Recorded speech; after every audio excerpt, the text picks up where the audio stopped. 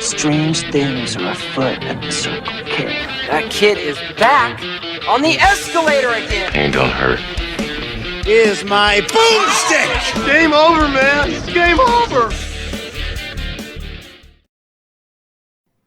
Welcome to the Bargain Bin. He is your host, Ben Mason. And he is your co-host, GR44, Sandra Luketic. And today we're talking 1992's Universal Soldier. Why am I GR44? I don't know. I just picked it. Anyway, as always, we assume if you're listening to this episode, you've already seen the movie. And really, who's going to click on Universal Soldier being like, I wonder what this is? Don't get ahead of yourself now, man. We're old, and this movie's not new. There's a lot of people that are moviegoers these days or checking out movie archives that were not around for a 1992 action. That's a very good point. I'll tell you one person who has seen the movie. That's Zero Valen from YouTube. And just to remind everybody, this is not an official fan pick or anything, but it is one of their selections that, you know, there have been many on YouTube. And this is just kind of like a thank you for being a long-term fan. Yeah, total thanks. Really enjoyed watching the movie again. But before I get into the movie, I have to say, Sandra, I'm very proud of you.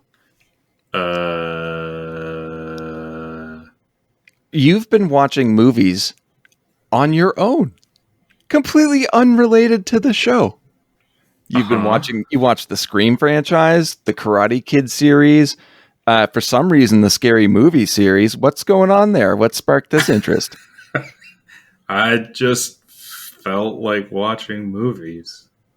All right. That's perfect. This is exactly what I want. This is what I wanted to come from this, is to get you more into film. Sure, it's taken 80-something episodes, but it's finally starting to work. Your master plan, which I'll say was my master plan to get you into film, is finally coming to fruition. Despite the fact that I'm the one that pitched the podcast. This was your master plan, was to get me to pitch you the podcast that would get me more into movies. Well, thank you for that acknowledgement. Yeah, it really was. and here we are. Here we are years later talking about Universal Soldier, which I believe is our first Van Damme movie. Correct. But we have done movies from two of the other actors in the movie. I mean, this is our third, I believe, Dolph Lundgren film. Correct. Who's the other actor? Wait. We did Showdown in Little Tokyo. Masters of the Universe. I think my brain wanted to just forget about that one. Yeah, it's understandable. It's not like you played the lead or anything in that movie. It's not who played the lead. It's just why you would want to forget that movie. Who else? Not Ali Walker. And not Edo Ross or Jerry Orbach. He's not a major character in the movie. Not Michael Jai White. Or Ralph Muller, who is Arnold's stand-in. It's Tiny Lister. It is Tiny Lister. That is correct. GR55. I do want to just touch on one other thing real quick, because there's no reason to stay in any sort of direct path here. I do watch movies, and if anybody is curious to find out what movies I watch and what I think about them, I do tweet about them, so follow us at BS Bargain Bin. And perhaps you too can help try and convince Ben to do the same. Yeah, good luck, motherfuckers. No reason to swear at people here. Yeah, come be our fans so that you can be verbally abused. I am what I am, bud. All right, let's talk about this movie. All righty. So we open in Vietnam. 1969, and shit's kind of hit the fan here. We're in a middle of a battle, kind of. It's not really warring sides, but Private Luke Devereaux, played by JCVD, stops a fleeing soldier asking where the others are, and we find out that Sergeant Andrew Scott, played by Dolph Lundgren, has gone insane and is just murdering everybody in the village. I'm hooked right off the bat. Yeah, look. What's going on? Why is everyone dying? Will we ever see this bearded fella again? Stay tuned to find out. Also, JCVD's acting convincingly. I mean, he's quite the actor. I will get into that later. Hey!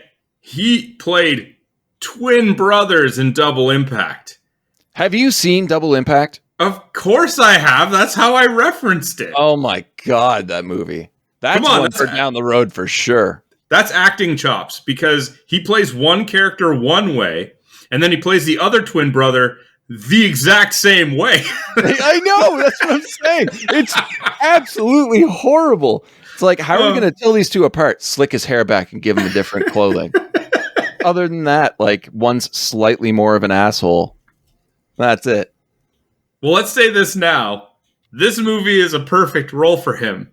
Because, like, how much emotion do you need to convey? Nope. How much acting skills do you need? Nope. Yeah, it's a perfect movie for him, because it's like, we need to remove all emotion from these characters. And not even emotion, basic understanding. Except for Dolph, who's like, no emotion. F that. Yeah. I'm acting the shit out of this movie. Yeah, it's like, we need you to hit baseline emotion. He's like, so pump up charisma? At least it's progressive, and it increases as he becomes more free. But we'll get to that. We were in a jungle? Yes. In Vietnam, in a village. And here we see the deranged Andrew Scott has fashioned himself a fancy necklace of severed ears. That is incredibly memorable for me, because I had not seen anything like that in a film before, and that stayed with me up until now. Like, it's been 30 years, and that is memorable. That is not a character trait, but a costuming design that is just haunting. Yeah. I mean, he taking trophies.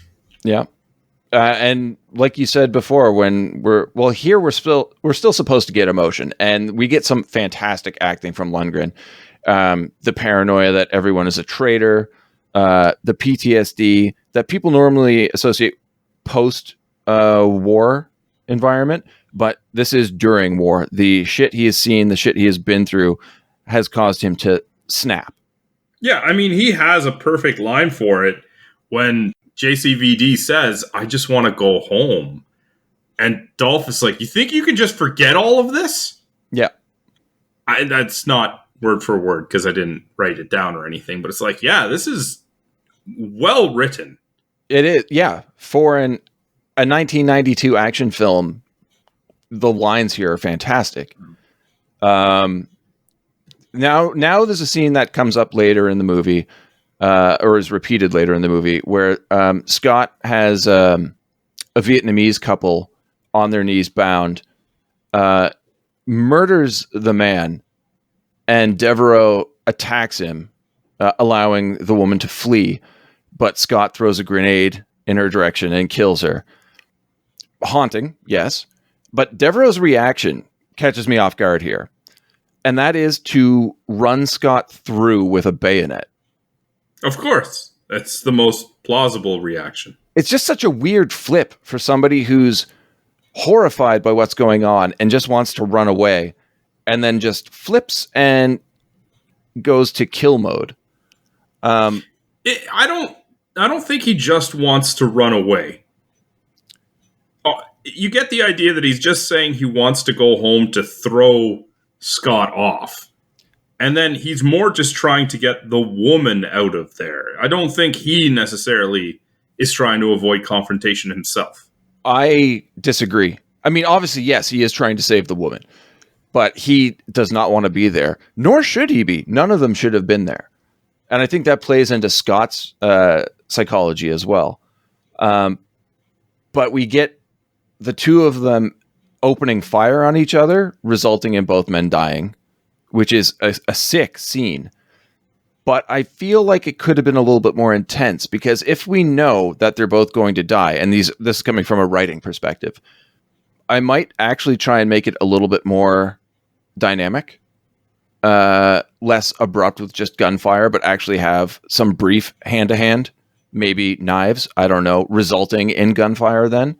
Because that just, it meshes them together for confrontation later in the film. I think that if they keep it simple, it builds up the anticipation for their later confrontations. A great counterpoint. Two different views, but I'm just saying how I felt. But I totally get where you're coming from. Yeah, I'm just, if you show them all out fighting now, rather than this very situational thing, he runs them in, they shoot each other, you don't actually know who's the better fighter. And yeah, I get what you're saying. It just, I don't know, that kind of fell flat for me. Because if we show that Scott is more physically intimidating and has that extra power, you immediately set up the underdog fight. You want the guy that towers over the other one wearing a necklace of ears to look more intimidating. Yeah, they totally dropped the ball on that. Yeah. Yeah. Not sure why he would be afraid of that guy. The next day, the army rolls through, and the official word now is that the events of the previous night did not happen. Just pack them in ice and move on. Move on. Cut to Nevada, present day. A cargo plane lands on a desert highway and is met by the military. We get a crazy-looking armored truck that rolls out of the plane, which it does look badass. But it's actually a mobile command center for the Universal Soldier Program, or the UNISOL program. Military's reanimated corpses of the dead soldiers from previous wars and are using them as super soldier death squads of sorts. Shit, I thought that was Optimus Prime's long-lost brother. It looks like a fucking transformer. And actually, it does kind of transform, only more like in modern-day RVs where the walls expand. Yeah, it's not as impressive. No. A really cool reveal of Scott and Devereaux in the ranks, though. I mean, you know it's happening, and it still looks pretty impressive. But, like, do you want to try and describe the look of the soldiers? What do you mean? Just, like, desert camo. They've all got headsets on, a camera over one eye, their right eye. It's not a camera? One of them, well, first of all, the camera is over all of their left eyes. Is it left eye? Yeah. Oh. But it's over the right eye of Tiny Lister's character. Oh, that's right, because it covered his good eye. That's why they changed it for him. That's right. Yeah, each soldier is referred to with a GR double-digit call sign. Mm-hmm. Yeah. The Unisols, stupid fucking name, have been deployed to deal with a hostage situation at the Hoover Dam. I guess this is for convenience for the story, but I always found it weird that, and it is explained later on, that these soldiers run hot body temperature wise. Probably don't use them in a desert environment. Try and figure that one out first. Them. I know, but that's where they... yeah. Okay. We're going to be like, excuse me, Mr. Terrorists, do you think you could move your attack to... Wait, Mr. Terrorists? Yeah, I mean, that's what we're doing, right? Can you please move your operation to Alaska? If you want, we'll even transport the hostages for you. Yeah, think about it, Ben. They can't control where they are. Just shift it to the Pacific Northwest. It's rainy. It's good. But TV reporter Veronica Roberts provides us with the info that Russian terrorists have taken hostages as a means to force the government to release Russian prisoners. Ali Walker plays Veronica Roberts. Isn't it Ali Walker? Yeah, it's Ali Walker. Thought it was Meg Ryan. She looks nothing like Meg Ryan. I don't know where you get that other than she's blonde. Okay. But I mainly know her as Agent Stahl from Sons of Anarchy. And I forgot that was... I was wondering why she looked familiar. Yeah, I remember her being a terrible character from Sons. So watching this, I just didn't like her. It's like, she's also a villain. That's why you got to do what I do and just completely forget who's in what. Then you can't carry over these notions that you have. I can't help it. It's how my brain works. Veronica, as in, it works. Yeah. Well, okay. I didn't want to say it, but I'll take credit for it. Late again to cover another story. Veronica is fired. And then we get one of the sweetest 90s action scenes of the soldiers taking out the terrorists. This entire part of the movie is fantastic. Iconic scene of the soldiers running down the wall of the dam. Yeah. It looked fantastic. And this is the Australian method of fast roping. Normally in the military, you would rappel down backwards, but this just looks so much more intense. Well, yeah, because it literally just looks like they're running down it. Yeah. And everybody knows the iconic image of the Hoover Dam. So seeing soldiers running headfirst down that wall is intense. I even love Ralph Moeller as the fake handyman, just walking into the hostage area. Gets shot multiple times, drops to the ground, but doesn't die. Just plays dead. Why do these guys need to make some sort of coup to trick them? Just walk in. That was my next note. My next note just says, why? There's no reasoning. Just bum rush them. Devereaux sees two hostages and has a flashback to his fight with Scott in Vietnam. The couple here being played by the same actors from the beginning of the film. And the tech guys in the truck freak the fuck out. But terrorists are killed. Colonel Perry, played by Edo Ross, who you've seen Red Heat, right? I have. Long time ago. He plays the villain in Red Heat. He gives a brief statement to the press and then leaves. So, take on our first, I would say, major action scene. I believe it sets the tone for the movie. You? Oh, yeah. These soldiers are just, like, badass. They're juggernauts. Can't stop them. Veronica forces her cameraman to follow the colonel and discovers the plane and truck in the desert. And inside the truck, a bunch of naked men. But these are just the soldiers in their cryogenic healing room, I guess. Yes. Well, they need to stay cool, right? Yeah. Devereaux, call sign GR44, is questioned about his incident. Scientists want to remove him from the program, but Colonel Perry nixes that. And one of the cringiest moments in this movie for me is what we get next, and that's the soldiers getting a memory-clearing serum injected into the base of their skulls.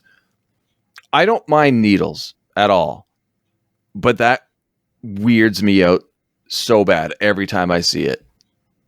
Effective filmmaking, I would say. Fair enough. Veronica finds Muller's bullet-riddled body in a box of ice and is photographing him as he abruptly comes to. They just leave it right there. Yeah. So we got this dead soldier that's reanimated, been shot a bunch of times in an ice crate. We're just going to walk away. Leave this unattended. No harm here. We'll get to it later. An alarm goes off and the journos book it. They don't make it far, though. And we get another really fun action scene right away. They're in a car chase, a brief car chase, and flip the car. They're dragged out by Scott and Devereaux and forced to their knees. And it gets pretty intense, man, because the soldiers are instructed to get the film and bring the journos back. And then Scott breaks rank and just shoots the cameraman in the head, which triggers another flashback in Devereaux, and we're just going back and forth here. Devereaux decides to help Veronica escape, but still listens to orders from the colonel until Veronica rips off his headset, cutting off communication. And it seems like a lot all at once. And I don't know if it's intentional or if it's just like, it seemed muddled to me. I think they just didn't want to waste too much time on build-up. It's an action movie. Let's get to the action. And there is a fair amount, considering it has like an hour 47-ish runtime. Mm-hmm. Scott watches the car speed off, uttering a single word, traitor, which I thought was gold. But going back to what was said by the colonel to the press, they're 3 missions in. And now we have at least 2 defective unisols. Well done, government. This is why I don't understand when the scientists are like, we should take him out of the program. So, yeah, you know what? Let's not risk this. This is a very expensive, very, very dangerous, very new type thing. Let's not tempt fate here. New? Okay, their plan is to track down Veronica and Devereaux, all while covering up deaths that happen in the wake. Because apparently the U.S. government isn't aware that the Universal Soldiers are reanimated dead. Mm-hmm. Well, I mean, they indicate that earlier when the colonel is interviewed by the camera crew or whatever. He says, these men have families. We're not going to reveal their identities. And it's like, yep, just an excuse to not, but you don't. No, I get that. That's for the public. How does the government not know? Is nobody looking into this program whatsoever? They're like, yeah, we need an extra $45 billion. Like, yeah. What's going on? Yeah, at one point, I think somebody says that each one is $250 million. Yeah, like we're just training soldiers that you have no record of applying for our program, but have served in the military. We're not going to say at what point in time that you have no record of. It's completely believable. I'm glad you finally get it. Thank you. Okay, it took me a while, but now, yeah, I'm a believer. It's about time.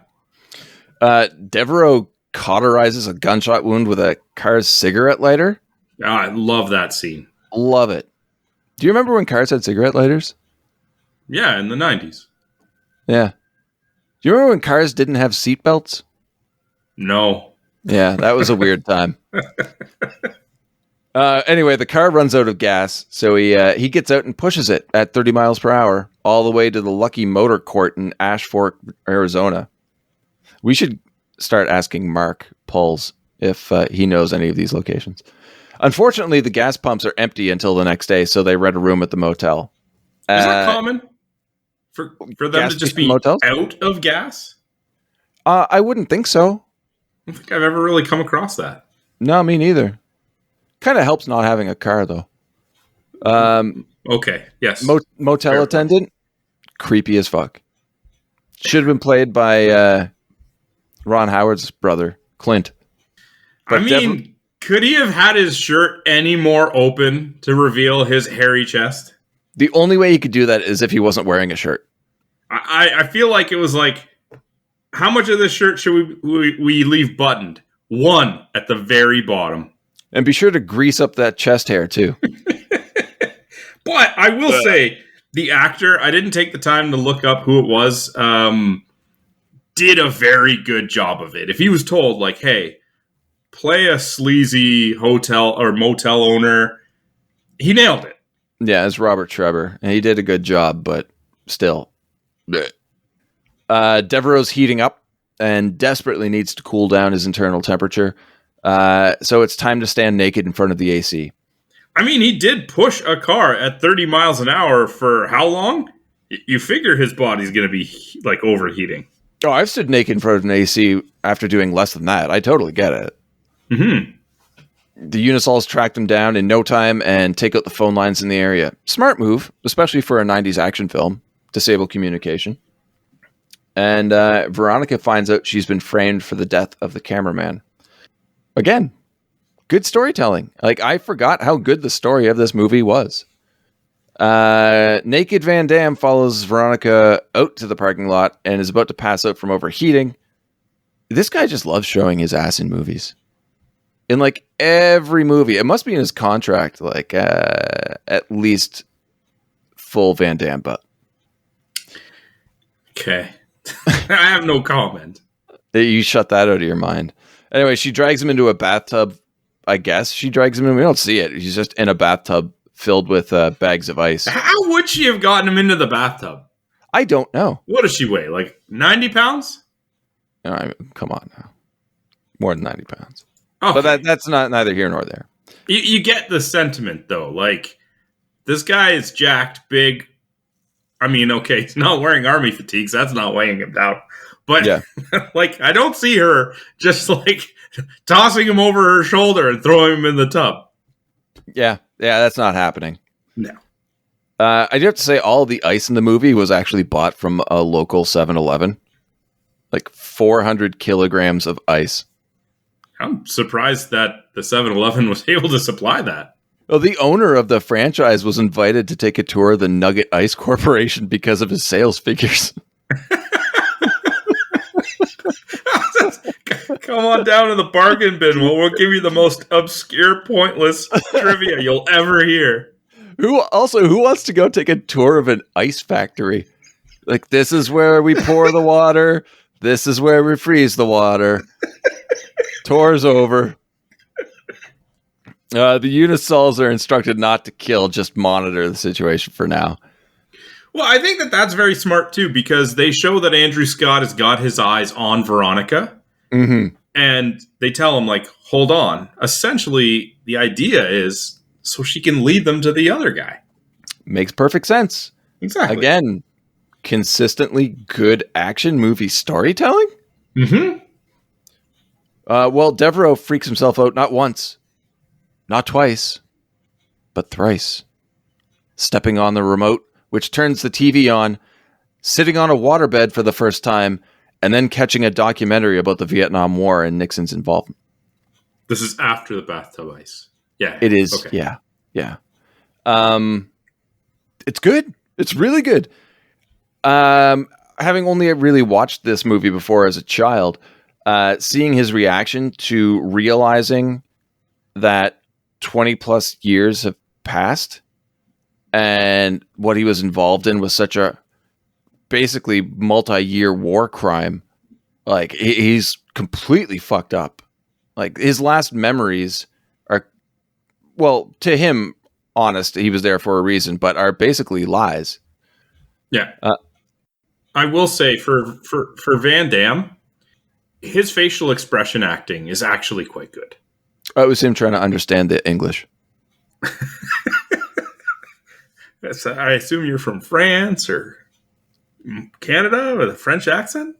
What accent? Louisiana. But if you're going to have Van Damme in a movie, you're going to have him doing action, of course, but I think that having him more emote with his facial expressions than his actual acting is probably the best way to go. A very, very smart move, yeah. And I make fun of Van Damme a lot, and I will later on in this episode. His acting in North American films is very bad. His acting in movies like JCVD is phenomenal.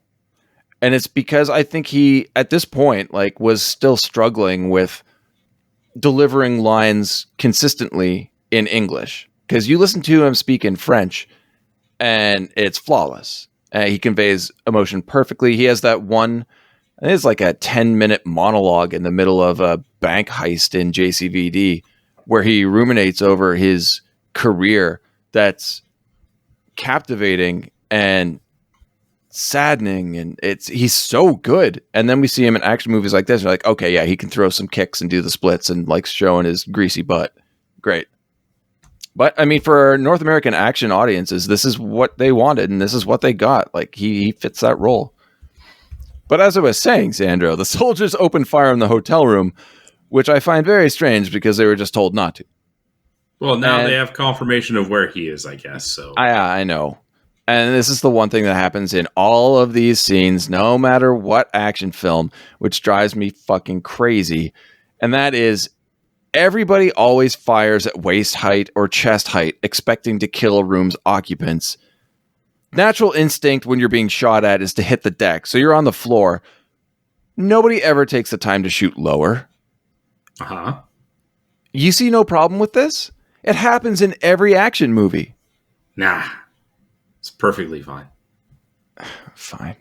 I mean, if they shoot down, he's dead. Movie over. I would take that once. That would be great. Then again, shift the focus to somebody else. But obviously here we don't have that person. It would have to be a movie that had multiple heroes and a more minor one. Because you're not having the main character off like that. Exactly. We're not talking Under Siege here. Devereaux creates an escape route by running through a wall into the neighboring room. Yet another trope here, which we see all the time. if you break through a motel wall or a hotel wall to escape armed thugs, there 100% will be a couple in that room having sex. Yep. Command center.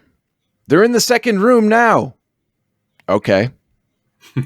To the left or right? Never clarified. They just know which one to shoot at. Doesn't matter. So it's time to break through to the next room, but that room has concrete walls. Oh no. But I love how Veronica's like, aren't you going to break this wall down? And he just gives her a look. Like, no. And then we finally get your favorite character, GR55. I didn't say he was my favorite character. No, I did. Oh. Tiny Lister's your favorite character in the movie. Oh wow. Learning something new about the movie and myself. It's a podcast about growing, Sandro. Devereaux and Allie, I say Allie, wrong with Veronica, hid under the blankets with the naked couple before stealing their car keys and making a getaway. No way. Not a chance. Look at the, lump in the blanket. There's not 4 people in there. Exactly. It just, I get it. Plot's sake, plot convenience, but still, no. The colonel and a scientist find a tub of ice and realize that Devereaux was trying to cool himself, and they're stunned. But I'm like, well, yeah, you know that's how they heal. Yeah. You made them. It's like the most common thing you should know. They need to stay cool. Holy shit, he's been cooling himself down. Man, it is lucky that we just happen to have these wristbands that show us our internal temperature. Because if we didn't, oh man, how would we have been prepared for this? Plus, the 7-Eleven guys offset, just off camera being like, I think you need more ice. More. We'll get it in another scene. And the next day, Veronica freaks out at Devereaux about being calm, his healing, his running through walls, then questions his accent. I don't think that really matters, Veronica. I really don't. I do like his reaction, though. Accent? Yeah. Some people do think this is more of a comedy than an action film. I say you're wrong. It's 90s action movies. There will be comedy. That doesn't make it a comedy movie. It's just gonna have comedy. Yeah. And there's lines that are supposed to be cool that just aren't. Like, what the hell did they do to you anyhow? I don't know, but I'm going to find out. Like, well, yeah, we know that's happening. Just cut that part of the script. But we go to another gas station, and Devereaux drags Veronica into the bathroom, strips down, and makes her search his body for a tracking device. Yep, he strips down again. Yeah. That's what, the third time now. Second time, third shot. Unnecessary dick joke from Devereaux, looking down, saying, is that supposed to be there? I have a bit of a different impression on this. Okay. But, just to sidestep on what I was thinking is, even if they were reanimated soldiers, do they not know anatomy? That was my question. And do they not get naked to go into their cryogenic, freezer thing constantly? Yeah. This is nothing new. The only thing that I had in my mind was because she's, touching him all over looking for the tracking device. And I'm like, is he unsure because he got an erection and he's not used to doing that? I don't know. I don't. But Veronica's like, yeah, that's supposed to be there. It's good. But she's not complaining. No. Other than all the complaining she's doing. There's a fair amount of that. I also love the whole time the gas station attendant's like, what are you guys doing in there? Old Joe. Veronica finds the device in his right calf or lower thigh. It's never really clear. Yeah, it's kind of zoomed in and harder to see, but... Yeah. So Devereaux just jams a knife in his leg and then makes her dig out the device with her fingers. Look good. It looked good, man. I love how big technology was before. The size of that tracker. Just pulls out like a Zune. Yeah.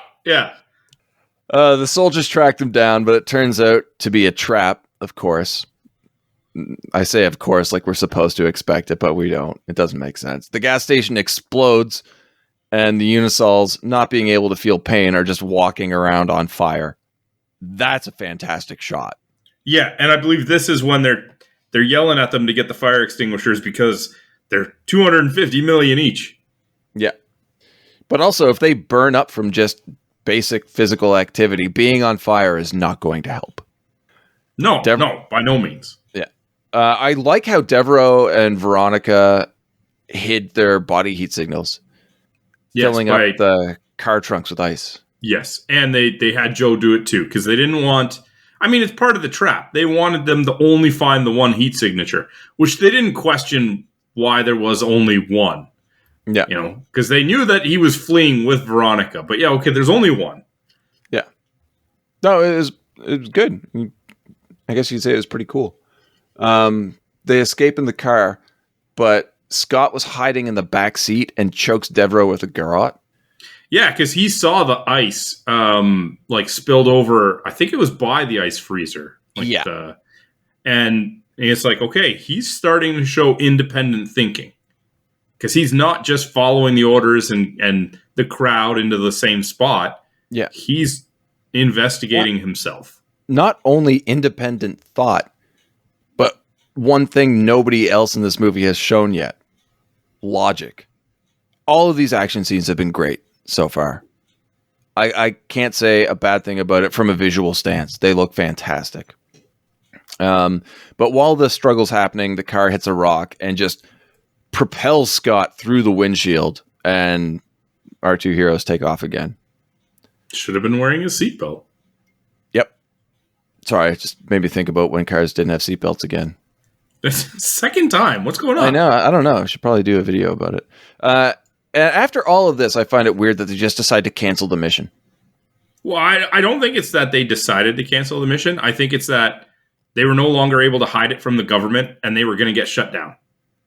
Well, they're not going to hide that from the government. May as well just go all in then.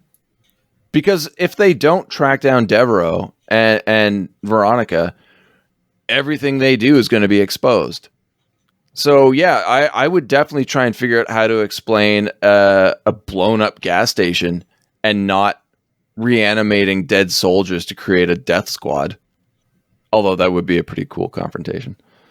Scott, obviously, does not take kindly to this. Fully remembering who he is now, he shoots the colonel in the face and takes control of the Unisol project. Overloads all the soldiers on roids after returning to his ear-removing ways. Correct. A great seizure of power here. A great coup. I loved it. And I think at this point, everybody watching would agree that Dolph Lundgren is stealing this movie. 100%. Devereaux and Veronica go to a cafe. Smart move that knowing that the military is after you. They don't know it's been canceled. Well, they gotta eat. Yeah, but you don't have to sit at the fucking table. Get it to go. And I think the reason they're doing this is just to get more story out. Well, I would also argue, at least a little bit, that they got rid of the tracking device. So it's not like they're going to be as easily detected as before. They are on one road. Follow the road. It's one road through the desert. And that's what happens. Like, I don't know why no one thought this was going to be the case. But this gives us a chance to discover the name of the Dr. Christopher Gregor, who worked on the Unisol experiments way back when they were developing the initiative. Yeah, because when they had those other Unisols on fire, they snuck into the truck and stole some paperwork. Exactly. Somehow there was no one else left on the truck to see or catch them. Yeah, and now that we're digging deeper into the story and kind of uncovering things, we have to take a break to show that Devereaux doesn't remember how to eat food. Fine. This is where I see people starting to think that this is a comedy. My next note just says, a botched attempt by the scientists to take out Scott in the cryo room. Want to get into that scene? Why did you think this was going to work? I don't know. These must be the stupidest scientists in a very long time. which doesn't make sense because they created all of this, or they at least maintain all of this. But yeah, convincing Scott that he's overheating and that he has to go cool down and then try to sneak up on him and then overdose him. There's no way that would work. I mean, they're working on one of the unisols on the table.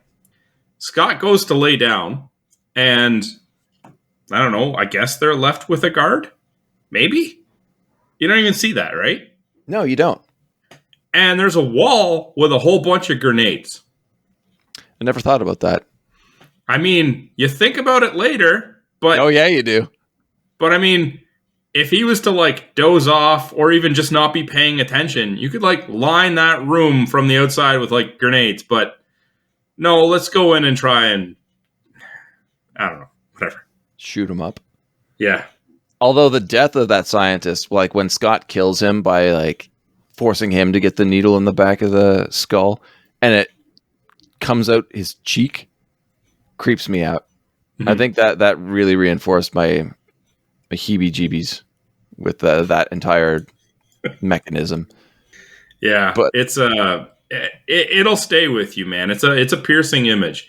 I also did like when Scott is taking over. The one kill he has on another scientist where he just punches through the face mask of the helmet and breaks his neck with one hand. It's like, don't mess with that guy. Yeah, leave him alone. You know, it's why he shoots the one soldier that tells him to stand down. Okay, that's a gun. But watching him just punch through it, you're like, I don't think we stand a chance against him. Yeah, honestly, at that point, a scientist would be like, as long as we stay on his good side, I think we'll be okay. Yeah. Because they need us until they don't somehow.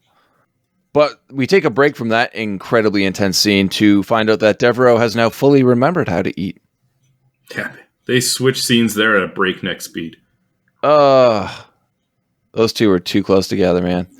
But Were they? No, it was good. Well done. Plates and Pepsi cans are everywhere, all over this table. I might be the only person alive who's watching this scene of him rediscovering food and thinking, I wonder what happens when he rediscovers digestion. Yeah. Like at one point, Devereaux shits his pants in this movie. Like he just kind of turns his head like, what was that? Randomly throughout the movie, he's just like pissing himself. Well, I imagine he's probably not pissing himself because I think they probably, when they change the bodies so genetically that they're not functioning off of normal resources like food and water. Okay, well, this man's been, for some reason, switching back and forth between cans of Pepsi and Diet Pepsi. That's just whatever they brought him, I guess. Maybe you can flesh this out. My next note just says, Hank the cook has a bad day. Many other people in the restaurant also have a bad day. Well, they ask him how he's going to pay for all of this food. When if he doesn't understand the concept of eating, he obviously doesn't understand commerce. No. God, no. And they attack him because I guess that's what you do if you don't pay your bill. You get the shit kicked out of you. Yeah, and he just fights back. But I love how Hank has been like, I've been sweating my ass off all day cooking this slop. And then he says something along the lines that the food is good. He's like, hell yeah, it is. You just fucking called it slop. Fine. Back and forth. The fighting this brings is fun, me to one of those things that I can't stand in an action movie. Is some of these restaurant patrons see what he is capable of, what he does to Hank and the first couple people. Why do they keep attacking him? I don't know. Like, how many guys have to get their ass kicked by this soldier before the next ones are like, yeah, I'm good. You just eat your popcorn, dude. Yeah, or be like, well, he's obviously really good one-on-one. Let's change that odd. Like, just rush him. Yeah, just let him eat his food or just rush him. Like, I got it. We'll all go at him one at a time. Yeah, make it as easy as possible for him. Like, wow, he beat the shit out of Hank. We're not as strong as Hank. And then you just have 6 people rush Van Damme and just boot the shit out of him. Oh, they really should have taken a moment to chew on that. Tyler, Utah, day 3. The Unisols go to a strip bar looking for Devereaux. Scott gets mocked. And now these patrons, they also have a bad time. This is another issue. You see this man get off of this transformer vehicle. Mm-hmm. He's jacked. He's giant. I think he's got the necklace of ears around his neck. And the guy says, like, oh, yeah, I have one like it, but it's noses. I'm not mocking this guy. I'm not even looking at this guy. No, be there. All of a sudden, the top of that picnic table looks real interesting. Oh, man. I do like how Scott steals the guy's belt, though. I mean, he technically doesn't, because he does say, nice belt, can I have it? Yeah. Well, I mean, if he said no, it's not like he wouldn't take it. No, but, I mean, technically he didn't steal it at this point. The guy didn't stop him. Oh, yeah, technicalities in this movie, sure. I mean, take the damn belt. Yeah. He's holding you upside down with one hand. Give him whatever he wants. I love how Scott just kind of collects shit as he goes. Yeah. Which we see later on. But here we get a scene that you referenced to before where the one scientist gets a soldier to set off a grenade in the command truck. A smart way. This scene, man. I just can't. It's a smart way to get rid of the other soldiers, for sure. But that's not how it works. I just can't. Why? I just can't. I went and rewatched that scene multiple times. And it's like, there's no reason his hand isn't free. No. There's no way a grenade. The scientist's hand is above. Like, at least make it look like he's grabbing the scientist's hand as well. Yeah. I don't know. I have no problem with that. My problem is action movie logic, where grenades set off massive amounts of fire and will ignite other grenades. I would imagine that based on the nature of this vehicle and what it's actually got inside of it and what it does, it's probably got, different chemical compounds in there. I'll give it a pass on that. But there's no fire from grenades. No, but they might have hit some chemicals. It's a laboratory, essentially. I guess. It's just that set fire. Yeah, it's just shrapnel. So I guess if it pierced different liquid containers that then mixed, and I don't know. It's fucking dumb. Just this is the first time. Man. I normally I would in a regular action movie I would, but this movie's been so entertaining and so well done up to this point that this is unforgivable. But all right, man. Luckily, there's a grocery store nearby. Yes. So Scott drags the mangled soldiers' bodies into the freezer. Yes. Veronica and Devereaux show up at Dr. Gregor's house, and seeing Dr. Gregor's face triggers more flashbacks in Luke. Dr. Gregor, played by Jerry Orbach, in a minor character scene. I wish he was in this movie more. He's probably one of the better actors in the whole thing.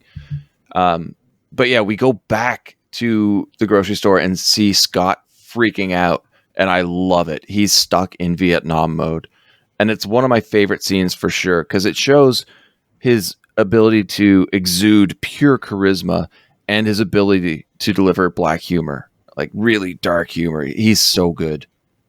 I love it. He's trying to resuscitate the soldiers, and it's like they're all dropping on me, and he comes out of the freezer where the one big guy is just kind of standing there eating raw meat as people stare at him. And he's just like, the whole platoon is dropping. And you can tell, he's even using the old, army terminology. Yeah. He's absolutely great. His lines, the way he delivers every single line in this scene is perfect. Then we cut to a more boring scene of Gregor explaining how the Unisol program worked, how they were hyper accelerating the bodies, and this caused them to run hot, and the brains needed to be sedated, and if not, the bodies would stroke. And I go back again, maybe try using them as a cold climate ops team until you figure that shit out. Yeah. but I'll forgive it. I have to. This movie's been great up until this point. So, That's why they paid all that money for the mobile cryogenic unit. That is a sick fucking truck, though, man. It looks great. That's probably one of the best set pieces in the entire film. Yeah, a news report comes out covering the supermarket incident and also frames Veronica for the death of the colonel as well as the cameraman. She's just going to be responsible for all of them. All of it. Let's just blame Veronica. Dr. Gregor explains regressive traumatic recall, which is interesting, but that's what he says Scott is suffering from, and that's trauma inflicted at the time of the death. And I really enjoy that because it shows how they're stuck at that point. Like Devereaux, when he died, his main desire was to go home. That's where his mind is now. And Scott still thinks he's fighting insurgents in Vietnam. It's a stretch, but I'm okay with it. I like this story element. So this is one of those times where they give you exposition on what's going on, and a lot of the actual explanation requires its own suspension of disbelief. Yeah. But it works for the plot, so I don't care. Yeah, it's a stretch, but yeah, like you said, it definitely works for the plot, and I'm okay with that. It's done very well. I hate the next scene. I really do. Veronica and Devereaux getting arrested at the bus station. Oh, it's such a touching moment that she doesn't get on the bus when he's sending her to, I think it was LA or California, whatever. Yeah. Also, if you are wanted on a national level for the murder of your cameraman and a military colonel, probably don't go to LA. I would probably hide somewhere else. Yeah, it's a good plan. Yeah. But my biggest problem with this is that the bus just pulls away, revealing at least 15 police cars, with officers and guns drawn already. How did nobody notice the police amass like that? They're very stealthy, you see. None of the passengers or other people walking by in the scene were like, huh, that's weird. Nobody noticed. It's like they just appeared. And it sucks because the movie's so good at the suspension of disbelief until you hit this point and you're like, I will not accept that as being possible, even in this film world. That would not work, and I hate it. Okay, all right, calm down. Okay, one of my only major complaints. That's not bad, man. Scott and crew try to take out the police transport bus and the escorts. Yet another cool action scene. And this movie, when it comes to action, is nailing everything. Everything. I love it. The gunfire, the grenades, etc. I loved Veronica stepping up and like lobbing back the grenades from inside the bus. Yeah, and they didn't make it where she automatically was great at it. Like she kind of sucked and was just barely getting by. She was fumbling her way through, but she was finally taking action instead of reaction. Like it was her plan to try and take out Scott with the grenades, not just get them out of the bus. At first it was. I'm not going to get into it anymore, but fucking fire from the grenades. Anyway. Beautiful scene though next here of the chase atop a narrow mountaintop peak. Or it's not really a peak, but a cliffside, that looked fantastic.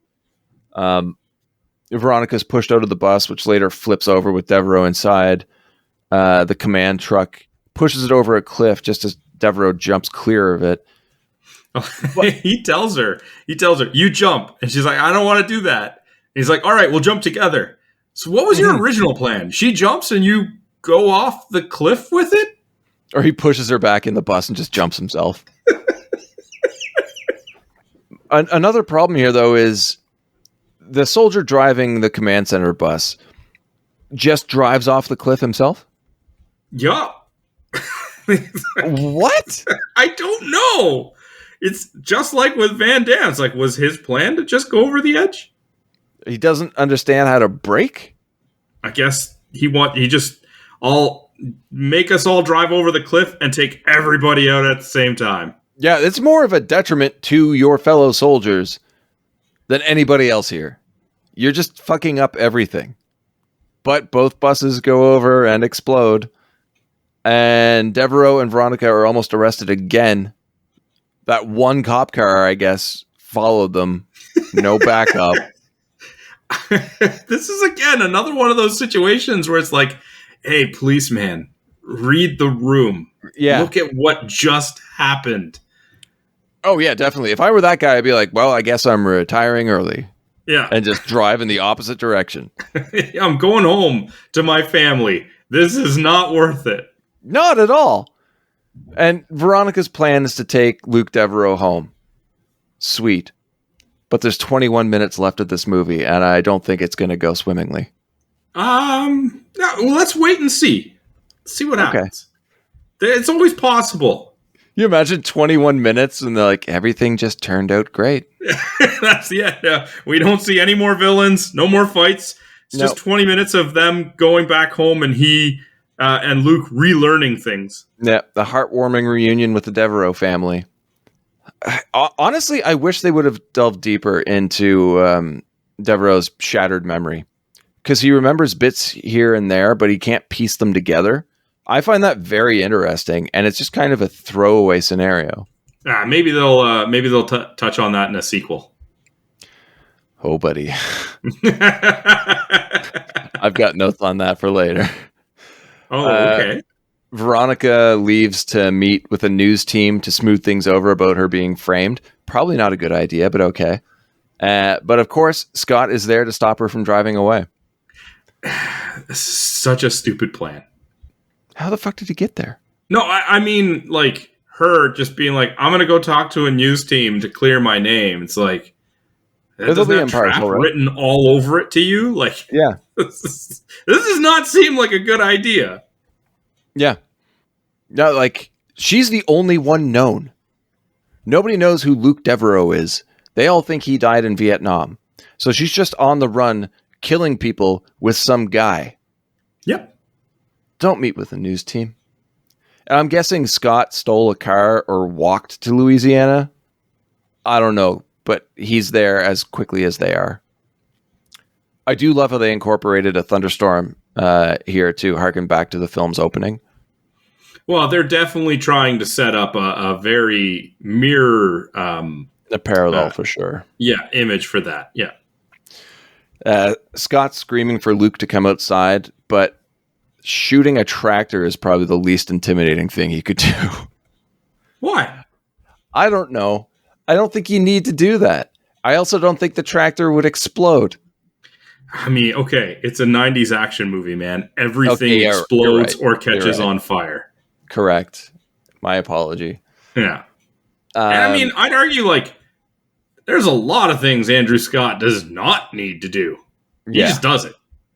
And I have to say, like, the exploding tractor is quickly made up for when Devereaux comes out of the house and Scott just goes, wow, she really has beautiful ears. I'm like, that's a fucked up, stupid line, which fits perfectly into this scene. It's so good. Also, you can't read Scott. He's insane. Yeah. Where did the rattlesnake headband come from? I can't picture him stopping along the road and searching for a snake like, I really need to look more intimidating. But I love how he also he's a badge collector. He's wearing badges from every member of law enforcement that he's killed or has been killed along the way. I didn't even notice that. Oh, yeah, he's just got a bunch of them all over his left breast. He is one scary-looking motherfucker, and it works, because Dolph Lundgren wearing a fucking polo shirt, shorts, and sandals would be a nightmare for me, because that man is intimidating as fuck. So seeing him all bloodied up, wearing, like, Vietnam-era fatigues with a rattlesnake headband and, like, bloodied sheriff's badges, like, no, fuck no. And I love how Devereaux tries to like rationalize with him, saying like, Scott, the war is over. And he has 3 sentences follow this immediately that are just fucking insanely badass. And he says, not for me, not for her, not for you. And at that point, you know he's completely gone. Yeah, 100% completely up until gone. now, I was like, there's still redemption in this guy's future. It's only now that I'm like, he's a lost cause. There's no redemption possible, but you see that he's learning. You see that he's still trying to figure things out. And here that's stopped. He's decided he knows exactly what's going on. And here we let the final showdown begin, which starts off really well with Roy Magoo shooting up and just beats the shit out of Devereaux. I love how we just see him doing that a few times during the movie. And he's just pumping himself with muscle enhancers. Multiple shots of bound Veronica in front of Chekhov's harvester. As soon as you see that, you know it's coming into play. Oh, yeah, for sure. Taunting Devereaux about how to kill Veronica. I can't do it justice here, but I love how he's got the gun pointed at her head, the laser sights on her forehead. He pulls the trigger and there's that click. And the line is just, "It's empty!" He's having so much fun. Yeah, he's having a fucking blast. And I really do think that Lundgren is having a blast playing this role. Because it seems so genuine. It's not forced at all. But Scott lobs a grenade at Veronica, a la the film's opening. And for some reason, this is what sets off Devereaux. And we get those sweet JCVD kicks that are in all of his movies. Never explained how a Louisiana farm boy knows high-level martial arts, but that's okay. Doesn't matter. No, it doesn't at all. It's great. And Devereaux uses Scott's strength enhancer and levels the field. Now we have a more even fight, which doesn't make sense because this is the first time we've seen Devereaux take the muscle enhancer or the strength enhancer, and Scott's just been jabbing himself in the heart with it throughout the entire film. Of course, the harvester comes back. Scott gets impaled on it. Devereaux turns the machine on, shredding his sergeant. Checks on his parents, discovers Veronica survived the grenade because, of course, she did. The two embrace, fade to black, roll credits, end of movie. Thoughts? We watched a 90s action movie. We did. That is the best way to sum this whole thing up. This was a 90s action movie. It's good. It's really good. I mean, we've been doing a few of these recently, but I think this is probably my most favorite of our recent action movie viewings. Yeah, I don't know. Wow. Okay, I expected more from you on that one. But there's something in this film that I feel like hasn't been fully formed. Like, sorry, excuse me.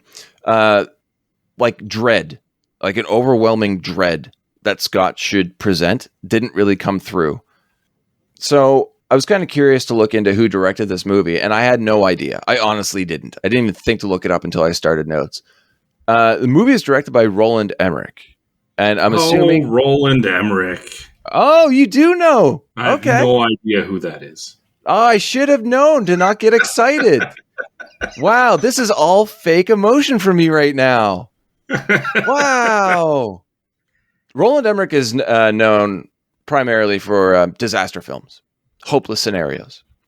After this movie, like this is his first really big movie, I would say. After this, he did Stargate, Independence Day, everyone's favorite Godzilla movie, The Patriot, The Day After Tomorrow, 10,000 BC, 2012, White House Down, Independence Day Resurgence, and Moonfall, which I will be watching soon. I have to. I've seen 2 of those movies. Fantastic. More than I thought you would. Oh, come on, man. You named like 10 movies.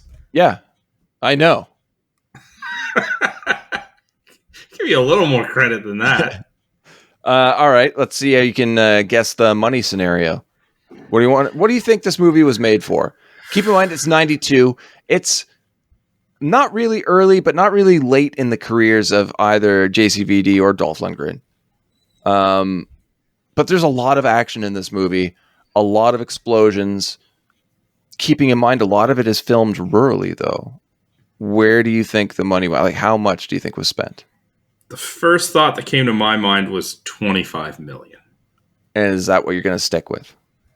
I feel like that's low. But yes, I don't have a better guess. Well, you guessed high because it was $23 million. Oh, I mean, I wasn't that far off. No, what I'm saying is for $23 million, this movie's fantastic. They definitely used their budget well. I would have guessed maybe 75 to 100. And I know that's a lot for 1992, but for the amount of action scenes in this, I thought it would be very expensive. Yeah, I mean, those soldiers alone were $250 million apiece. And think about how much you had to bump up contracts for that many naked dudes in one scene. How much did this movie make? 62. Higher than that, my friend. I was even going to say 90 at first, and I'm like, that's way too high. 95.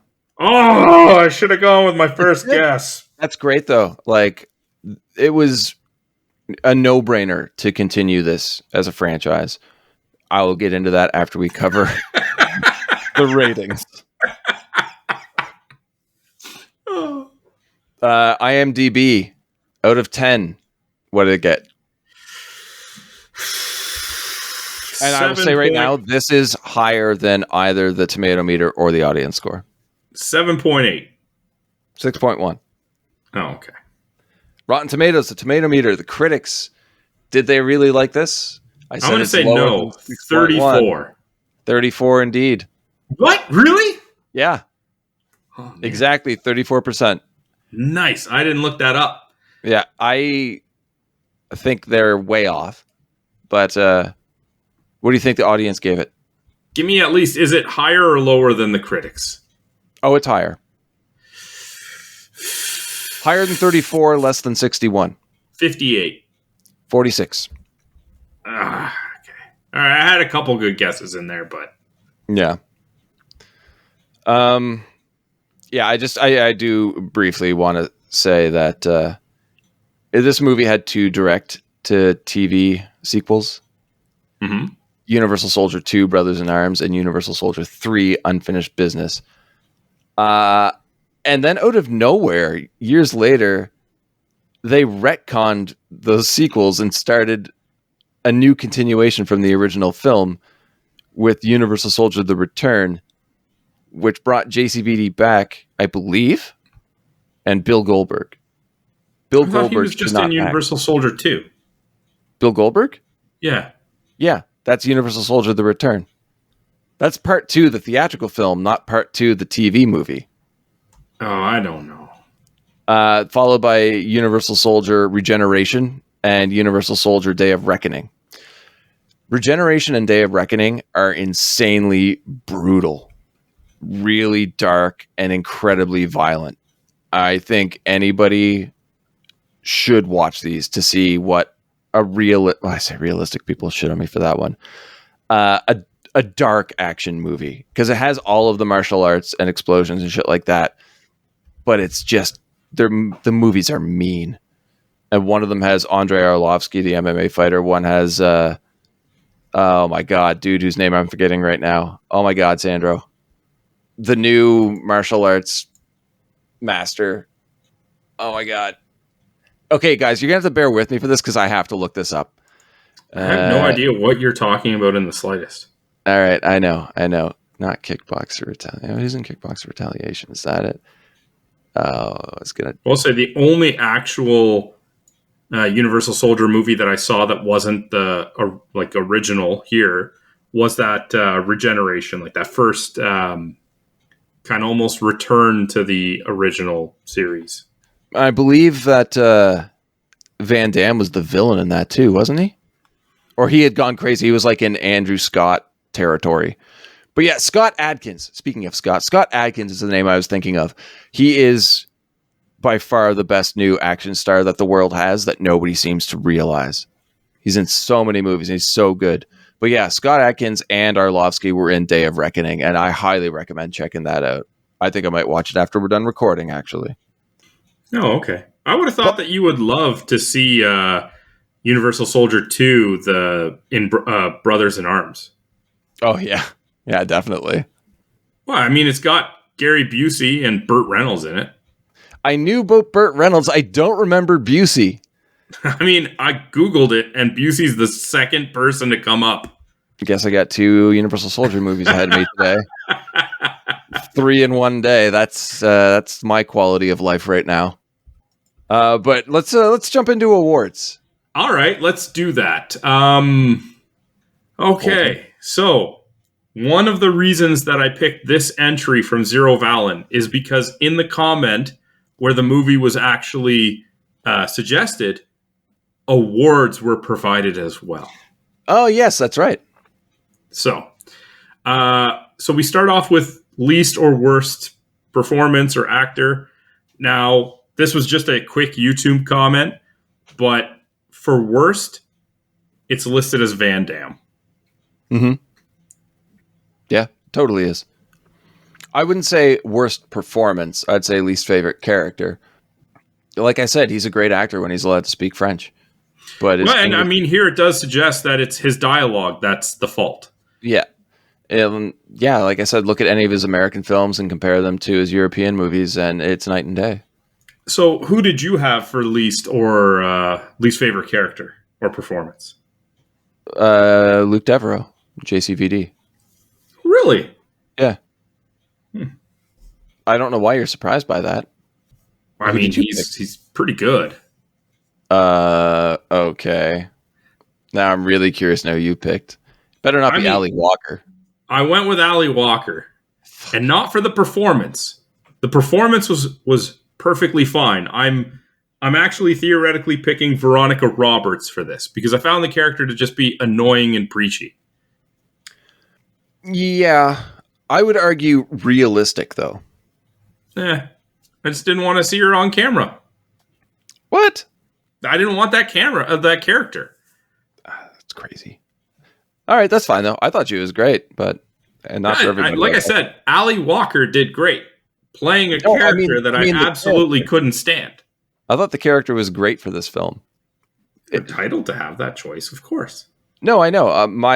The reason why I'm arguing that is that when you have your lead protagonist and antagonist struggle with being allowed to show emotion, you put somebody in there between them that has the ability to over-emote.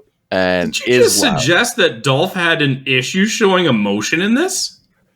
The character is stunted with it. So when he gets a chance to do it, he does it great. But you need someone to balance with Van Damme, for sure, especially where they share so much screen time together. If she was just an emotional dud, this movie would suck. No, I didn't need her to be an emotional dud. I just would have preferred a different personality, I guess. All right. I get you. Yeah, I don't know what I'm doing. Favorite character? So Zero Valen had Dolph and wrote that the dialogue alone makes him worthy. And it should be no secret that I have Dolph Lundgren as Andrew Scott listed as, in this case, I'm going to say best character and best performance. This is one of those villains where it's like, you know you're supposed to root against him, but you kind of don't want to because he's so entertaining. Whenever he's on camera, he steals the show. And Dolph is just phenomenal in it. Yeah. I also chose for favorite character and favorite performance Dolph Lundgren as Andrew Scott. He's an amazing villain. He doesn't get the opportunity to play that role that often. Completely enjoy the screen presence of him all the time. And I love and hate how the character makes perfect sense because both he and Devereaux are horribly psychologically broken, but I find that JCVD does a bad job of showing how he's trying to fix it, and Lundgren does an absolutely amazing job of showing how Andrew Scott fully embraces it. And yeah, Dolph Lundgren just outacts everybody in this movie. Oh, by a long shot. Yeah. Yep. Memorable line? So for memorable line, Zero Valen has very simple, very direct. I'm all ears. Classic. Ending with creepy smile. Yeah. That's best line. Most memorable line for me, I just have insert Andrew Scott line here. I couldn't pick. He has so many bangers in this movie. I couldn't pick one. Like I know I'm just going to randomly quote this movie because of him now. Nobody will get what I'm talking about, but hey, it's for me, not them. Fuck them. That's the thing about a lot of the lines that he has in this movie. They're delivered phenomenally. They're absolutely fantastic. But if you quote them outside of the context of the movie, they're not super telling on what movie they are. Or what the fuck you mean. Well, fair. But like if you say, like an Arnold line, a lot of people will get it. They'll know what it's from. If you were to just say, I'm all ears, which, I mean, in the context of the movie was phenomenal, but it's like, it's quoting it is not distinguishable to, oh, that's Universal Soldier. Yeah, right? I'm all ears. Yeah, well, I didn't say anything, so. Mm-hmm. See? Good, so good for you. That's just what I'm saying. Like, he has a lot of great lines, but a lot of them are not distinguishable to what this movie is. So what did you pick? So mine's actually a line from Veronica. And it might be... I was going to make a joke that it was. It might be because this is perhaps more the personality that I wanted from her throughout the entire movie. Oh, can I guess? Sure. Is it about smoking? No. Okay, go ahead. So it's after JCVD beats up everybody in the restaurant and throws one of the guys through the front window. And she just kind of like ducks her head and looks in and almost smirks. And she's like, how was lunch, huh? That's like, good. It made me laugh. And it's just, Dolph has so many scene-stealing lines, but I expected that from him.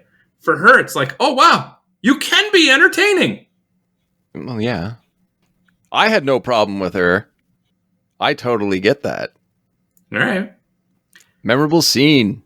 All right, so best scene from Zero Vallon is, I'll give it to the one guy eating the raw beef and the people just staring at him like a barbarian at a dinner table.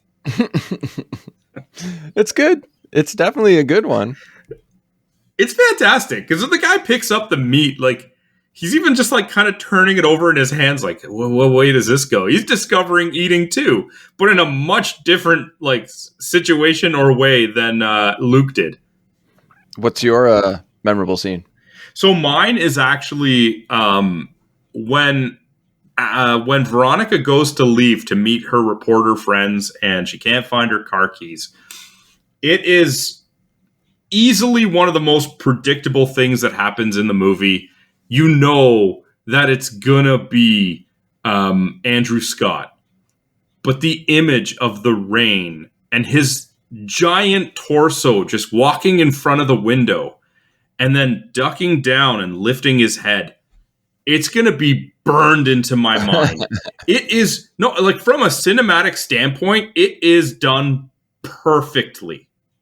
Okay, I went differently. You're going like memorable shot. I mean, it's moment or scene. But it really is like, go back and just watch just his appearance, like his reveal, I guess. It's done so well. Yeah, it's fantastic. It's a very good shot, very good scene. There's a lot in this movie. There's a lot to pick from. It's rife with fantastic memorable scenes. I'm surprised neither of you picked the Damme assault, though, from the beginning of the film. Like, anytime anybody mentions Universal Soldier, which, honestly, that doesn't really happen that often, but I always think... I always think of the assault on the Hoover Dam, taking out the terrorists. I think it's probably my favorite action scene of all time. That's all I'm going to say about it. It's just fantastic. I mean, if you take away running down the dam, it's pretty minimalistic in regards to actual action. It's just, it's not all about the action. It's like how precise everything is, how nothing really slows them down. Ralph Moeller takes the bullets as a distraction, and then they just take out everybody, business as usual. It's just so efficient and so cool. And me in 1992, I'm like 9, 10. It is mind-blowing. And yeah, that just stuck with me. And apparently, always will. Awesome. Yeah. All right. Well, let's get to our final thoughts on 1992's Universal Soldier. What you got, buddy? I love it. I think it's fantastic. Lundgren should get top billing because he is this movie. You replace him with any other actor, and this movie is nowhere near as good. Whereas if you replace Van Damme, just as good, if not better. This is Dolph Lundgren's calling card to the world of action film. It's so entertaining. Every action scene is better than you could hope for. It doesn't spend too long telling its story, which is great. Like, it doesn't feel like it's over an hour and a half at all. Everything that's in there fits for the most part, and it's just all around fun. Like, you can watch this with friends and have fun. You can watch. I watched it by myself a few times, and it's just a fantastic film. I really don't know what else to say. Like, it's just fucking really good. What about you, man? So, I mean, it's pretty well established, as I've said before. I said it during our Commando episode that 90s action, late 80s, early 90s was kind of like my bread and butter back in the day. Oh, yeah. And when I think of action stars from that era, the usuals come to my mind. Arnold Schwarzenegger, Jean-Claude Van Damme, Sylvester Stallone. And I'm actually ashamed to say that Dolph Lundgren does not. Yeah. Because I will forever love him in one of my favorite movies, Rocky IV, as the villain. But it's not because of his charisma. It's rather devoid of that in that movie. I'm almost ashamed to have seen this movie when I was younger and not consider it upper echelon action movies from when I think back to that time. I absolutely loved this movie. And I don't know how I watched it when I was younger and didn't carry it with the appropriate respect it deserved. And doubly so for Dolph Lundgren. Yep. This movie, for no other reason, if you need no other reason, you watch it just to see how good this guy is.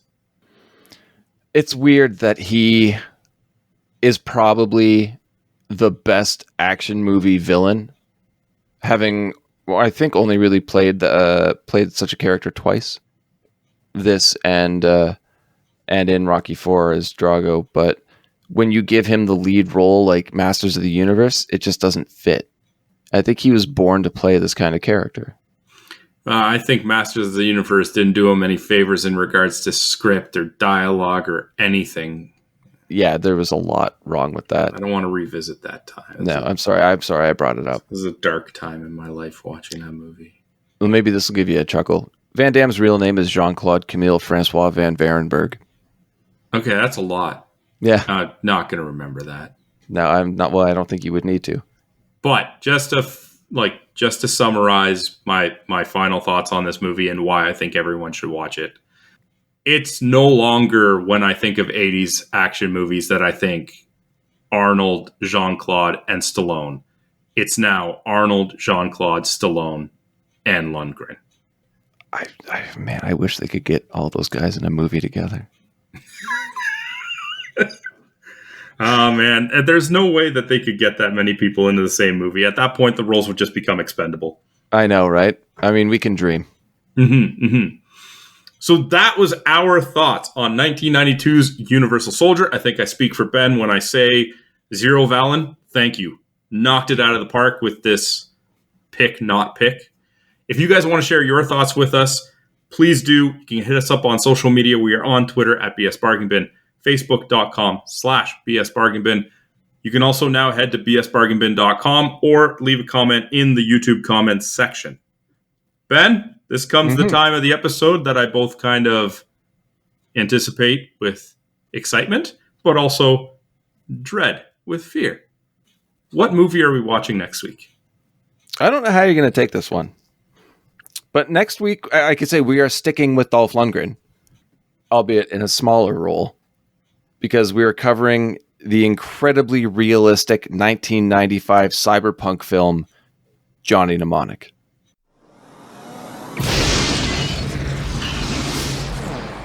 Good morning. This is your wake-up call.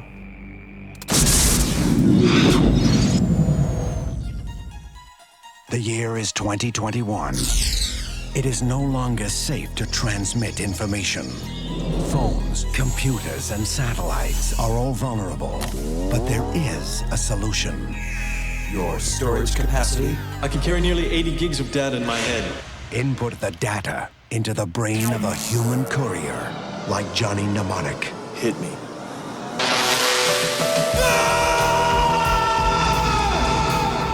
How do you fit all that in your head anyway? I had to dump a chunk of long-term memory. You had to dump a chunk of what? My childhood. What are you doing? Making a long-distance phone call. I got the goods, Ralphie. Now I just want to get them out of my head. Now, in a future... We locked on him. Where those who control the information control the world. I've been charged with recovering the head of the mnemonic courier. Everyone wants what is stored in Johnny's head. Double cheese anchovies? Rally! They were waiting for me, Ralphie. Time is running out. I'm a dead man if I don't get this out of my head. I can get it out. How? A cranial drill and a pair of forceps. For the future's most wanted fugitive.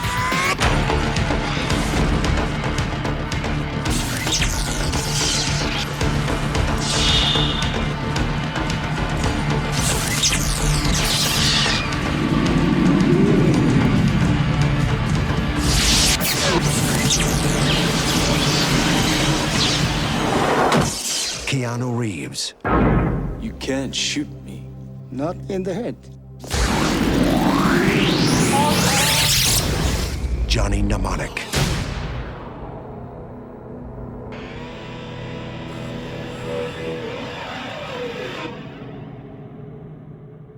Street Preacher. Nice.